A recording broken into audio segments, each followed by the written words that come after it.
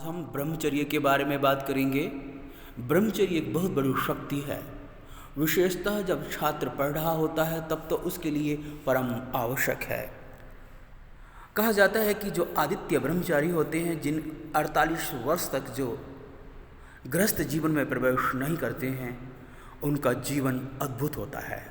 भीष्म पितामह से लेकर के महर्षि दयानंद तक सभी लोग ये अखंड ब्रह्मचर्य की शक्ति से ओतप्रोत थे। उनकी वाणी में ओज था, उनके शरीर में शक्ति थी, उनकी बुद्धि भी अद्भुत थी। कैसा था ये सब? कहते हैं कि काम मनुष्य की महत्वपूर्ण ऊर्जा का नाम है। काम मनुष्य की उस ऊर्जा का नाम है कि जिसके द्वारा हम अपने को पा जाएं, या धार्मिक शब्द हो तो उस प्रभु को पा जाएं। इस ऊर्जा के दो रूप हैं। यदि ये ऊर्जा अंदर की तरफ बहे तो आत्मा बनती है, परमात्मा बनती है, प्रार्थना बनती है, पुष्प बनती है, आनंद बनती है, मोक्ष बनती है, शक्ति बनती है, साहस बनती है।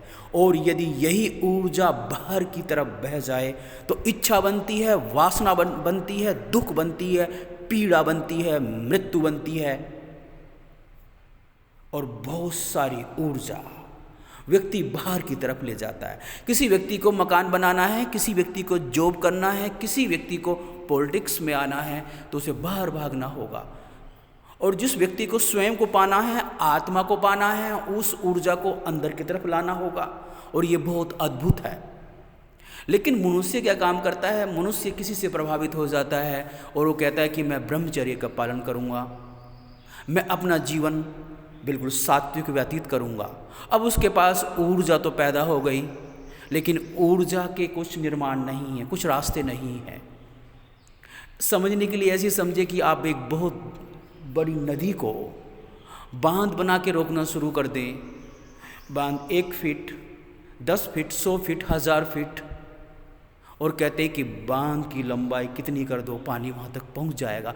जब तक पानी की निकासी नहीं है, पानी की निकासी हो जाएगी, छोटी छोटी नहरें उसमें से निकल जाएंगी, तो जो बड़ी नहर है उसका पानी जो है वो कहीं जो है उपयोग हो जाएगा। ऐसे ही मनुष्य का जीवन है। यदि मनुष्य जो है अपनी शक्ति को सही जगह लगाए, वो चित्र बनाए तो चित्र ही बनाए, जो भी करे उसमें पूर्ण खो जाए। आपको जान के आश्चर्य होगा कि जो भी मनुष्य विशेष शक्तियों को प्राप्त हुए हैं, उन्होंने अपनी शक्ति को उस तरफ लगा दिया।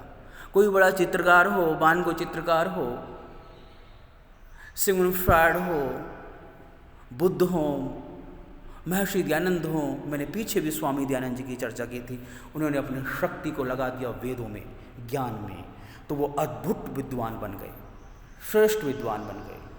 तो इसलिए शक्ति को अपनी को लगाएं। लेकिन मैं कहना चाहूँगा कि आप जो भी काम करें उसे पूर्ण हो करके करें। यदि भोजन खाएं तो भोजन ही खाएं, दफ्तर में हो तो दफ्तर में रहें, मंदिर में हो तो मंदिर में हो, जहाँ पर हो पूर्ण रहने की कोशिश करें। वो दिन दूर नहीं जब आप पूर्ण होते होते आपका मन भागना बंद कर देगा और आपकी शक्ति आपके पास वापस लौटनी शुरू हो जाएगी। जहाँ आप खड़े हो जाएंगे वहाँ आपकी आवाज़ शेर जैसी आवाज़ होगी। जहाँ आप चलेंगे तो आपकी चाल में एक संगीत होगा, एक अपनापन होगा, एक सहनसापन होगा। आपकी आंखों में इतना आकर्षण हो जाएगा कि जिसकी तरफ देखेंगे आप निर्जीव पत्थर की तरफ देखेंगे, वो भी पिघल जाएगा। आप जो भी करेंगे, जो भी अपनी शक्तियों का प्रयोग करेंगे, आप अपनी वाणी का प्रयोग करेंगे तो आपकी वाणी के द्वारा लोग दीवाने हो जाएंगे। है क्या शक्ति? बस क्या हो रहा है, वो ट्रांसफ़र हो रही है शक्ति। समझने के लिए ऐसे समझिए कि आज से 200 वर्ष पहले क्या था, लोग बिजली से डरते थे।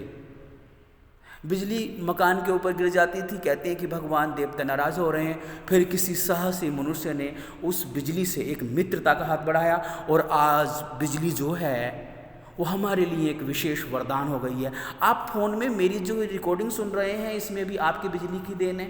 आप लगा लीजिए, एक छोटे से काम से लेकर के बड़ा काम तक सब में बिजली की उपयोगिता है। कहने का अर्थ ये है कि ऊर्जा को पहचाने, हम सही जगह लगाएं तो हम ब्रह्मचर्य को उपलब्ध हो सकते हैं। हमें रास्ते बनाने होंगे। कोई विद्यार्थी पढ़ता है तो पढ़े, कोई चित्र बनाता है तो बनाए, कोई गाता है तो गाए। उस जहाँ वो पूर्ण होना शुरू कर दे तो ऊर्जा एक नया रूप लेती है और उसी ऊर्जा से फिर कोई एक महान वैज्ञानिक बन सकता है, कोई महान योगी बन सकता है, कोई महान देश सेवक बन सकता है। तो ऊर्जा के बहुत सारे रूप हैं। समय नहीं है, थोड़ी सी मैंने चर्चा की ऊर्जा के बारे में। आपके अंदर बैठे उस परमात्मा को मैं प्रणाम करता हूँ। ओम सम।